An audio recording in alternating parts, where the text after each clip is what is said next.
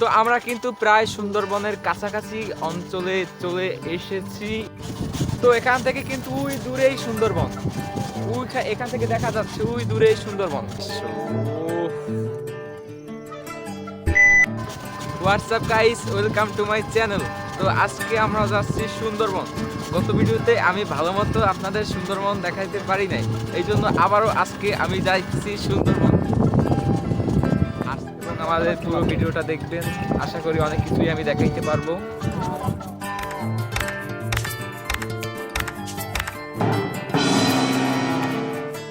তো এখানে আমরা যাচ্ছিলাম এবং আশেপাশের প্রাকৃতিক পরিবেশ পর্যবেক্ষণ করছিলাম। তা খুবই সুন্দর একটি মনোরম পরিবেশ। তো এখানে দেখতে পাচ্ছ তারা হয়তো দুই ভাই, তারা দুজনে মিলে ক্রিকেট খেলছিল এখানে। তো এখানের যে পরিবেশটা দেখতে পাচ্ছ তা দেখতে খুবই সুন্দর লাগছিল, যা পুরাই অস্থির। তো এখানে যে দেখতে পাচ্ছ এটা হচ্ছে একটি ধান ক্ষেত, যা এই যে মাঠটি পুরাই মাঠটি হচ্ছে যে ধান ক্ষেত এবং ধানে ভর্তি। কৃষকরা অনেকেই এখানে ধান কাটা শুরু করেছে, কিন্তু অনেক অংশই ধান রয়ে গেছে। তারা অনেকেই ধান কাটতে এখনো পারেনি, কারণ ধান পুরোপুরিভাবে পাকেনি এজন্য। তো এই জায়গাটিতে এর আগে আমি আর কখনোই আসিনি এবং এখন এই প্রথম এই জায়গাটিতে আমি আসলাম এবং অনেক সুন্দর এবং মনোমুগ্ধকর একটি দৃশ্য আমি উপভোগ করলাম। আর এই সুন্দর জায়গাটির মাঝ দিয়ে আমরা কয়েকজন মিলে যাচ্ছিলাম সুন্দরবন দেখতে।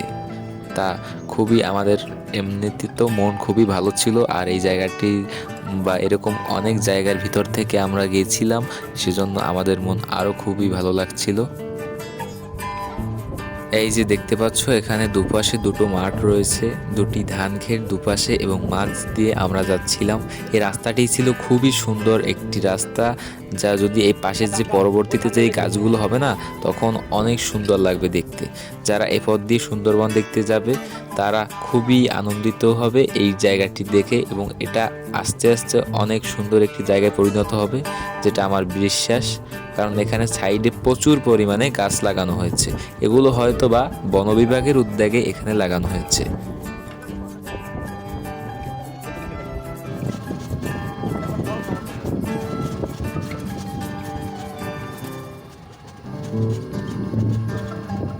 তো আমরা কিন্তু প্রায় সুন্দরবনের কাছাকাছি অঞ্চলে চলে এসেছি এবং এখান থেকে সুন্দরবন খুবই কাছে, আমরা প্রায় কাছাকাছি চলে এসেছি। আর কিছুক্ষণ লাগবে মাত্র। ওই যে দেখা যাচ্ছে এটা হচ্ছে বেড়িবাঁধ, এই বেড়িবাঁধ থেকে যাইতে হবে। এটা আর কি সম্ভবত অনেক আগে নদীর মতো ছিল, তো পরে ভরাট হয়ে গেছে এবং মানুষজনের জায়গা এখানে বসবাস করতে শুরু করেছে। তারপর এখানে এই যে দেখতে পাচ্ছ এই সুন্দর অবদাটির ভিতর থেকে আমরা যাচ্ছিলাম। এই অবদা কিন্তু শেষ হবার নয়, মানে অনেকখানি পথ এই শুধু অবদায় অবদায় আমরা চলেছি। এই খুবই সুন্দর একটি জায়গা। তো এখানে রাস্তা কিন্তু বেশি ভালো না, একেবারে জঘন্য রাস্তা, একেবারে জঘন্য রাস্তা, মানে কি বলবো, খুবই খারাপ। যদি বৃষ্টি হয় তাইলে তো এই জায়গা থেকে মনে করেন হাঁটাই মুশকিল, তো গাড়ি তো দূরের কথা। মানে মাটির রাস্তা তো খুব, আর তারপরও আবার খুব খারাপ, তার মানে অনেক ঝামেলা। তো এই যে দেখতে পাচ্ছ সেই অবদাটি, যেটা আগেই বলছিলাম এই অবদা শেষ হওয়ার নয়, কারণ অনেকটা পথ আমরা শুধু এই অবদায় অবদায় চলেছি সুন্দরবনে দেখা পাওয়ার জন্য। কিন্তু সুন্দরবন এখান থেকে আরো অনেক দূরে। তো এখান থেকে আসলে সুন্দরবন একটু একটু দেখা যায়, ওই যে দূরে মাঠের উপাশে যে গাছগুলো দেখা যাচ্ছে ওইগুলো হচ্ছে সুন্দরবন। ওখানে সব গাছ সুন্দরবন না, যেটা অনেক দূরে আছে ওইটা সুন্দরবন, সেটা ক্যামেরায় বন্দি করা সম্ভব হয়নি। তো আমি যদি সুন্দরবন যাই তাহলে আপনাদের ওখান থেকেই আমি সুন্দরবনটা দেখাবো, এখান থেকে দেখার কোনো দরকার নাই। তো এই অবদার পাশে কিন্তু প্রচুর পরিমাণে মানুষ বসবাস করে, তারা অনেক কষ্টের মাধ্যমে এই অবদার পাশে বসবাস করে আসছে অনেক দিন ধরে। এখান থেকে কিন্তু সুন্দরবন, ওই যে দেখা যাচ্ছে সুন্দরবন একেবারে কাছে, মানে ওই যে দেখা যাচ্ছে, আমরা একটু পরে যাইতেছি ওখানে। ওই যে মানে ক্যামেরায় বেশি একটা ভালো আসছে না, কিন্তু আমি চোখে দেখতে পাইতেছি অসাধারণ সিনারি। তো যেটা বলছিলাম, এই যে বড় গাছটি রয়েছে এই গাছটির পিছনেই কিন্তু রয়েছে সুন্দরবন। হ্যাঁ, এটা ক্যামেরায় অতটা ভালো আসছে না, পরে আমি দেখাবো। তো এরপর আমরা চলে গেলাম একটি বাজারে, বাজারটির নাম ছিল মেবি রসুলপুর বাজার। তো এতক্ষণ ছিলাম আমরা মাটির রাস্তায়, কিন্তু সেখান থেকে এখন আমরা পিচের রাস্তায় উঠছি। কিন্তু আগের মাটির রাস্তায় ভালো ছিল, পিচের রাস্তায় এত ধাক্কা বা এত খারাপ, মাটির রাস্তার থেকেও পিচের রাস্তা খারাপ। আর এখন আমরা একটু খাওয়া দাওয়া করবো। তো দেখো এই পিচের রাস্তা থেকে কিন্তু আমরা আবার মাটির রাস্তায় নেমে আসলাম। মানে এই অবদা যেন শেষ হবার নয়, এটা কোনোভাবেই শেষ হচ্ছিল না, এমন একটি ব্যাপার। এবং এর মাঝে কিছুই দেখা গেছিল না, হঠাৎ করে একটি বাইক দেখা গেল। গভীর অরণ্যে এর মধ্যে বাইক দেখে গেছে। এখানে এত পরিমাণ ধুলা যে আমার মোবাইল, সব কিছু, জুতো, সব কিছু ধুলায় জর্জরিত হয়ে গেছে। এই যে আমার ছোট ভাই জুতো দেখাইতেছে, মানে এত পরিমাণ ধুলো লাগছে যে পুরো জুতো ধুলায় জর্জরিত হয়ে গেছে। জানি না আর কতটা যাইতে হবে, মানে কি বলবো, ওই যে দেখা যাচ্ছে সামনে, আমরা দেখতে পাচ্ছ অবদা দিয়ে যাইতেছি। মানে অবদা শুরু করছি অনেক আগে, শেষ হইতেছে না। এই তুই থাম। তো চলো আরো সামনে যাই, দেখি কি আছে কপালে। তো শেষমেশ আমরা সুন্দরবনের দেখা পেলাম। এই যে দেখতে পাচ্ছ, এটা হচ্ছে ভোলা নদী এবং ওপারে কিন্তু রয়েছে সেই সুন্দরবন, যেটা আমরা এতক্ষণ ধরে অপেক্ষা করে আসছি, যেটাকে দেখার জন্য। সেই সুন্দরবন ওপারে রয়েছে আমাদের দু চোখের সামনে। তো ভাবতেছো কিভাবে আমাদের মনের ফিলিংসটা সে সময় কাজ করছিল।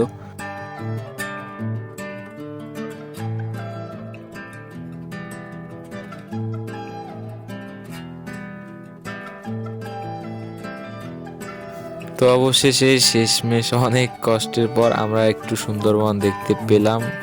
যে এটার সামনে হচ্ছে এটা ভোলা নদী এবং ওপারে কিন্তু দ্য রিয়াল ম্যানগ্রোভ বা সুন্দরবন। এই দেখতে পাচ্ছ আমার ছোট ভাই কিন্তু অলরেডি নৌকায় উঠে পড়ছে। এই আমার কাকা, সেও নৌকায় উঠে গেল। তো এটাই দেখার ইচ্ছা ছিল, যা দেখলাম।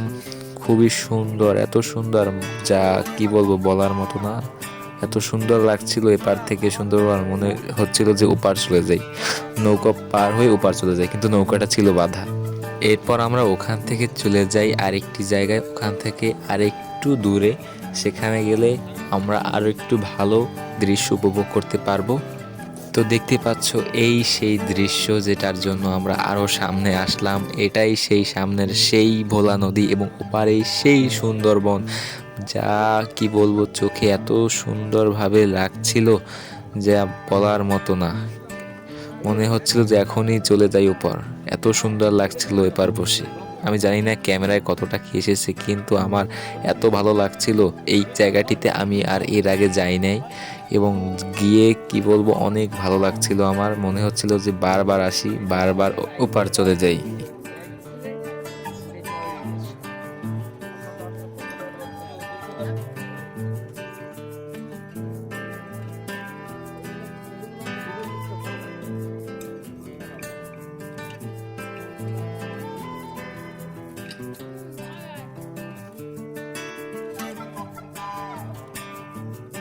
পুরো অসাধারণ দৃশ্য,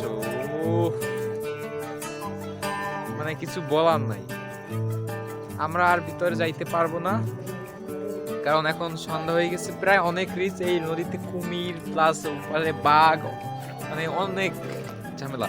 তো আমি চাইতেছি আবার কালকে তোমাদের জন্য আবার আসবো, ভিতরে যাওয়ার চেষ্টা করব। তো ব্লগটা জানি না এখানেও শেষ হতে পারে, আবার কালকে যদি আসি তাহলে আবার এখান থেকেই স্টার্টিং হবে। তো দেখতে থাকো। তো বন্ধুরা, এরপর আমি বাড়ি চলে যাই এবং এটা দেখতে পাচ্ছ আমাদের ওখানের একটি বাজার। তো আমি যদি পরবর্তীতে ওখানে আবার যাই, তাহলে আপনাদের জন্য আবার একটি নতুন ব্লগ উপস্থাপন করব। তো এতক্ষণ সাথে থাকার জন্য অনেক ধন্যবাদ এবং আমাদের সাথে লাইক, কমেন্ট, শেয়ার, সাবস্ক্রাইব করে সঙ্গে থাকবেন। অনেক ধন্যবাদ।